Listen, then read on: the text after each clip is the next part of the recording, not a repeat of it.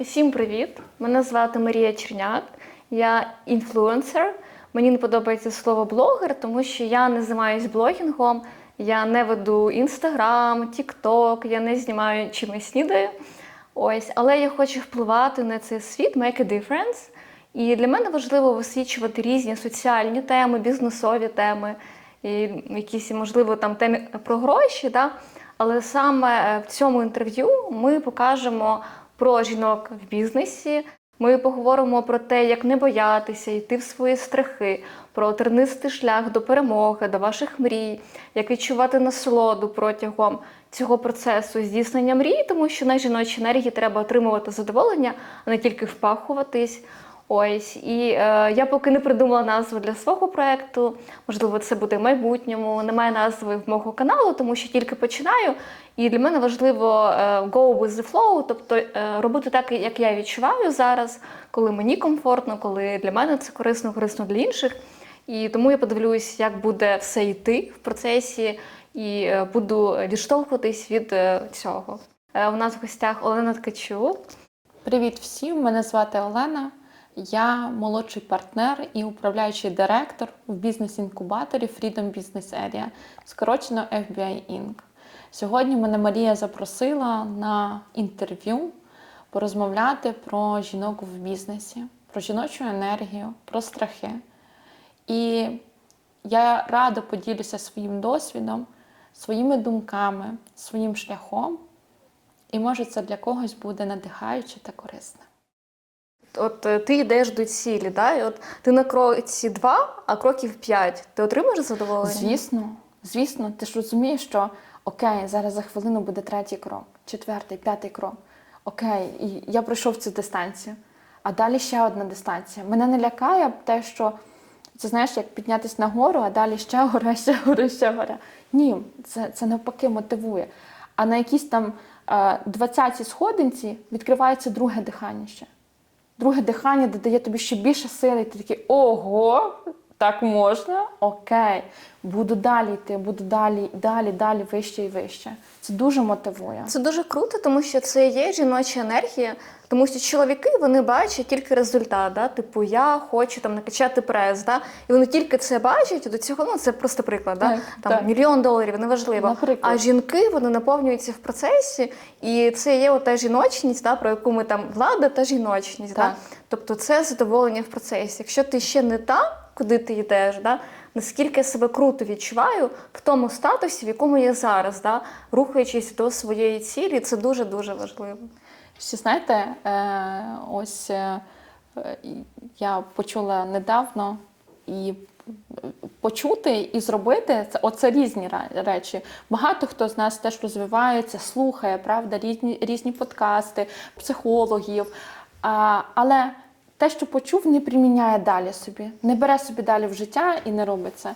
І я недавно почула таку створити групу самому собі, в Телеграмі, наприклад, де я буду кожного дня собі писати про свої досягнення. Це дуже круто, мені подобається твоя ідея. Кожного дня.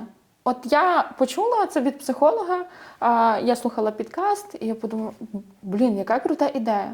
Так, чого ми тільки замічаємо і концентруємо увагу, що в мене не вийшло, що пішло не так, а що пішло так, а що ти зробив, клас, кожного дня.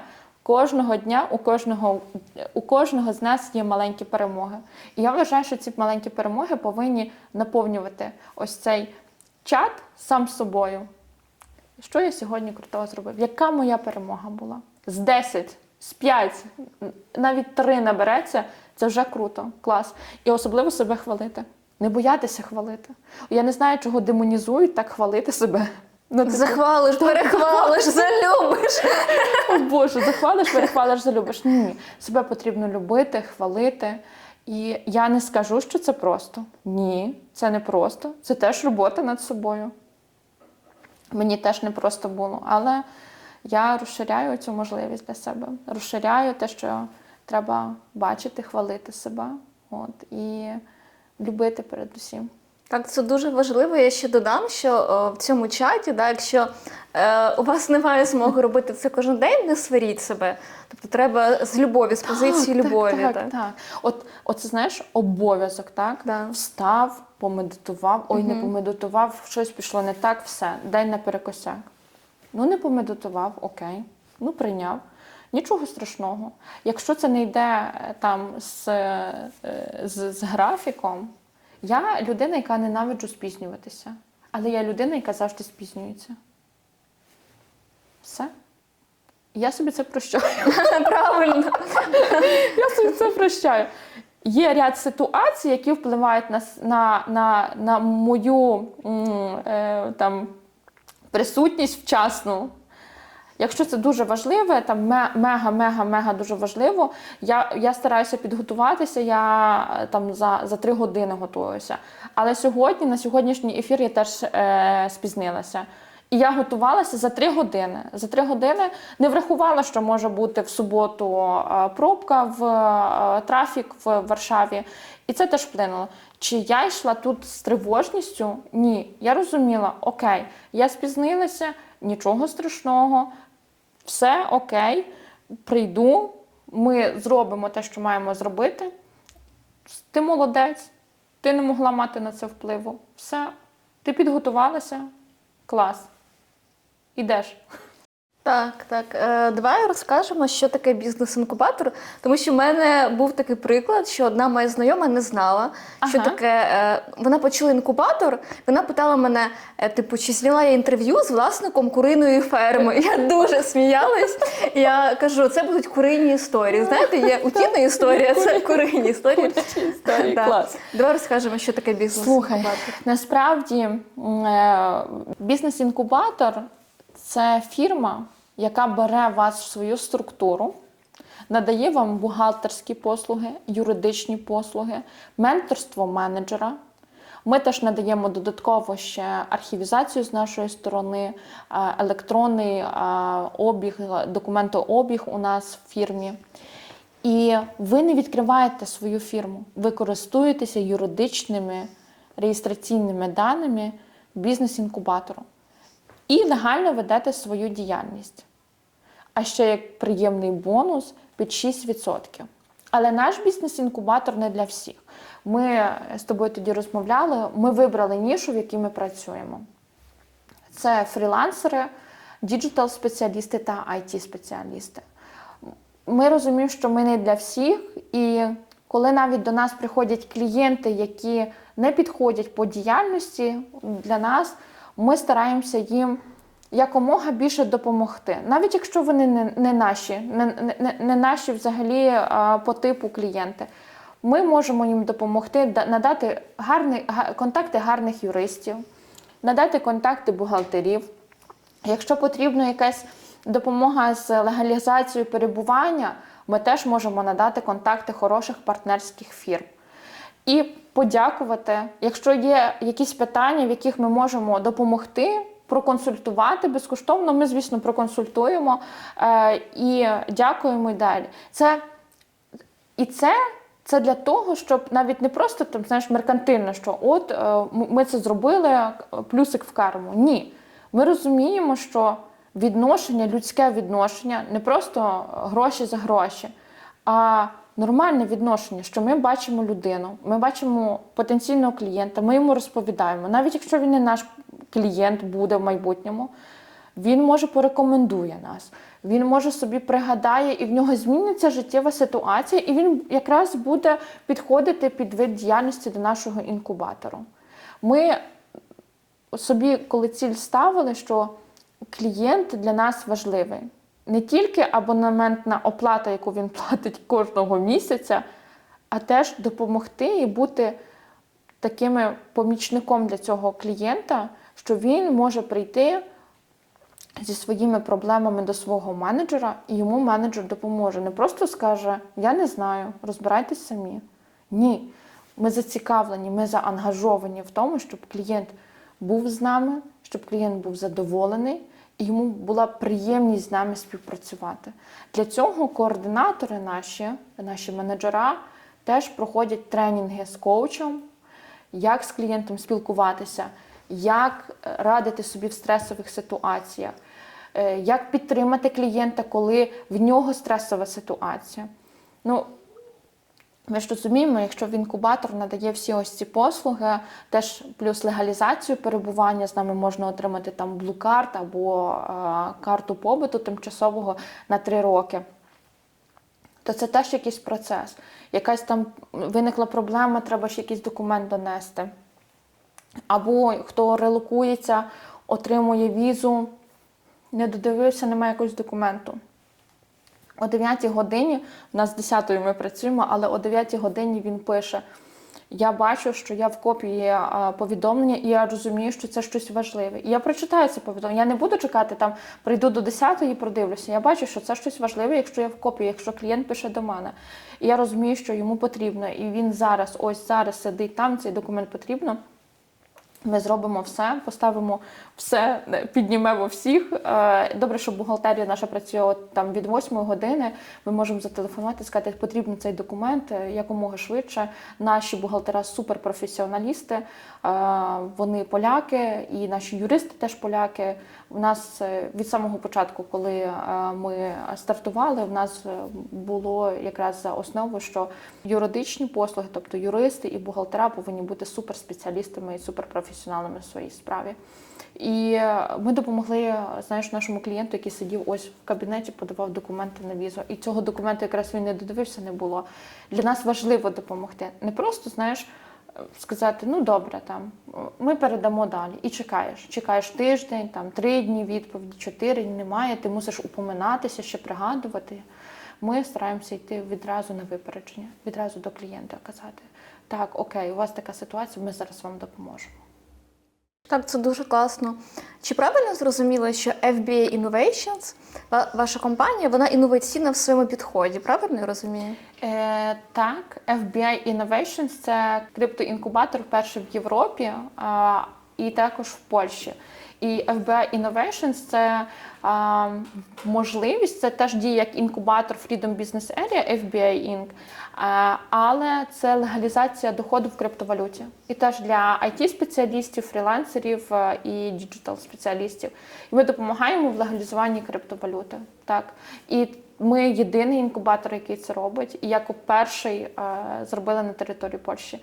Це був минулий рік, травень або березень. От. І це інноваційно, дуже інноваційно. Інноваційний теж підхід, що в нашому інкубаторі весь документообіг в обидвох, тобто і в криптоінкубаторі, і в FBI Inc., те, що в нас весь документообіг онлайн. Клієнт підписує всі наші документи електронним підписом через профіль Зауфаний. Все це дуже легко. Ми знаємо всі, ми для IT-спеціалістів, для фрілансерів, це, для кожної людини її час цінний. Ходити, щось висилати, доносити, вручну це підписувати. Це час, все час.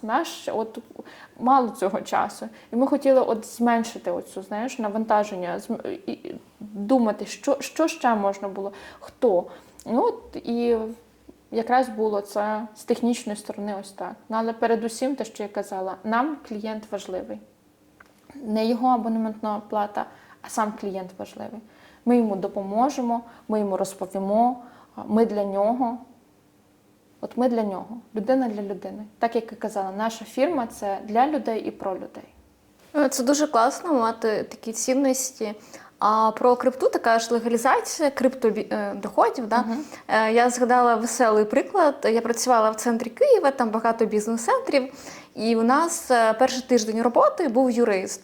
І він нас консультував, тому що часто приходило СБУ і перевіряло, податкова також приходила, перевіряло, як працюють ті компанії, чи всі працівники вони офіційно працюють. І було дуже смішно, розказував юрист, що одного разу цілий день тримали співробітників, тому що шукали крипту. Вони відкривали всі шкафчики, ці чоловіки такі накачані, питали, де ваша крипта, де ви її заховали, покажіть її. І вони розказували, як спілкуватися з такими чоловіками з СБУ, як їм пояснювати, де знаходити крипту, що вона не в шкафчиках. що під диваном немає крипти. Да? Вони уявляли собі в мішках, що крипта – це якась така валюта, яка знаходиться в мішках, і треба знайти цей мішок і понести начальнику на роботі. Так, це смішно. Але якраз наші клієнти, які приходять до нас і працюють з криптовалютою, то вони знають, як все це відбувається. Вони не уявляють, що, знаєш, в мішку криптовалюта. Ні.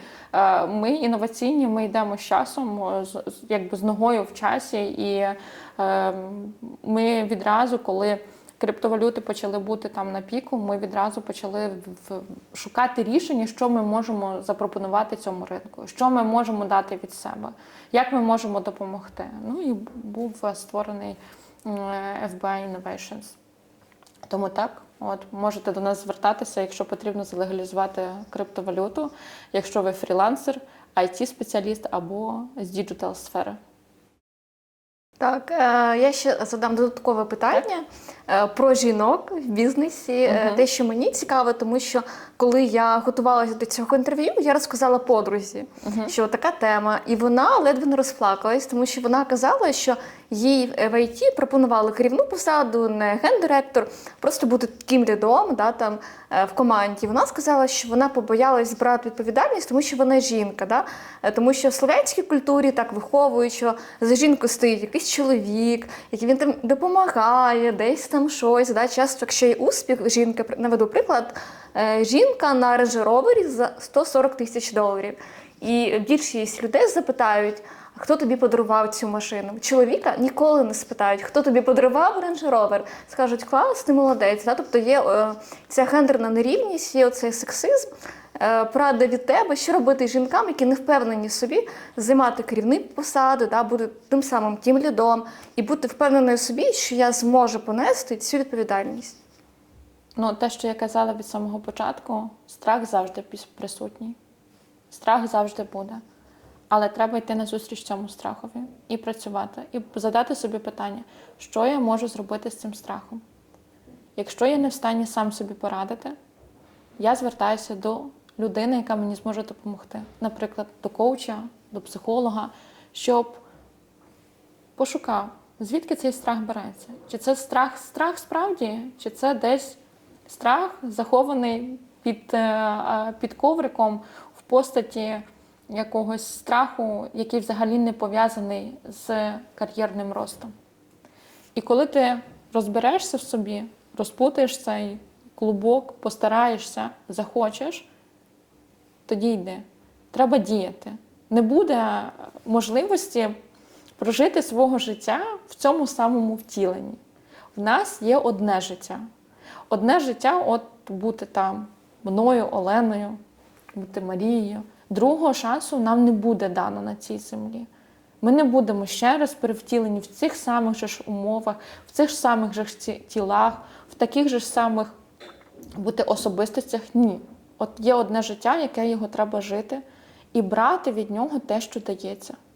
Брати. Дає тобі Вселена ось можливість кар'єрного росту. Тобі це потрібно, ти це хочеш. Є страх, окей, працюєш над ним, але береш це, ідеш туди. Живеш своє життя. Не просто закриватися в кімнаті, боятися йти, боятися змінити роботу, тому що кому я там далі потрібен. Ні, потрібен. Можеш не зараз це йти зробити. Можеш пошукати паралельно якісь рішення цієї ситуації. Але робити. Не закритися і сказати, все це не для мене, я не буду цього робити, мені страшно. Ні, але почати робити якісь кроки до цього. Може не зараз, окей, може не зараз ти підеш в цю позицію, але пропрацюєш свій страх і буде ще більша пропозиція не на посаду просто тім-менеджера, а, наприклад, на посаду директора. Але не всі хочуть бути директорами. Наприклад, не всі хочуть бути директорами, так. Хтось хоче відкривати свої бізнеси, і це теж круто. Починання молодих підприємців, мені дуже завжди було цікаво дивитися. Ми починали свій бізнес з нуля. Наш інкубатор починався з нуля. Тобто, це, знаєш, ти з нуля розвиваєш стартап. Це цікаво, важко. Був в мене страх на початку? Був. Це нормально боятися, але робити. От боятися і робити, знаєш? Голова боїться, руки роблять. Є така навіть приказка, мені Так, здається, так в є, українській так. мові. Голова боїться, руки роблять. Роби, працюй, іди. Все. Над собою, кожного дня. Якісь маленькі крочки роби для того, щоб трудитися над собою, трудитися. Оце дисципліна, трудитися над собою. Але теж не бути отим токсичним, який гнобить себе ж самого. З любов'ю. Але трудитися і дисциплінуватися. Людина, яка не гнобить себе, вона не гнобить інших. Абсолютно, так. Відносишся до інших, як ти б хотів, щоб відносилися до тебе. Нормально, нормальні людські відносини зараз в дефіциті трохи. В дефіциті, ну, на жаль. Але так б хотілося, що коли люди з людьми спілкуються, вони дотримувалися культури спілкування, поваги один до одного, уміли слухати. Якщо Почути. Почути, так. І якщо тебе питають пораду, то тільки тоді даєш пораду, а не розказуєш, як кому потрібно жити. Так, так. І я додам про жінок, що дуже надихає чужий приклад. Да? Класна робота з коучем і так далі. Так. Але, наприклад, я навчалася в університеті, нам завжди казали, виберіть собі приклад, да, журналіста, який вам подобається. Да? І тобі є до чого стрімітися, да? І ти маєш якийсь там приклад, тому що не треба створювати велосипед, вже завжди є людина, яка пройшла твій шлях. Да? Можна надихнутися там Марком Цукербергом, а можна кимось, хто ближче до тебе, до твого досвіду. Да? І це дійсно допомагає, стимулює, да? І це дуже прикольно.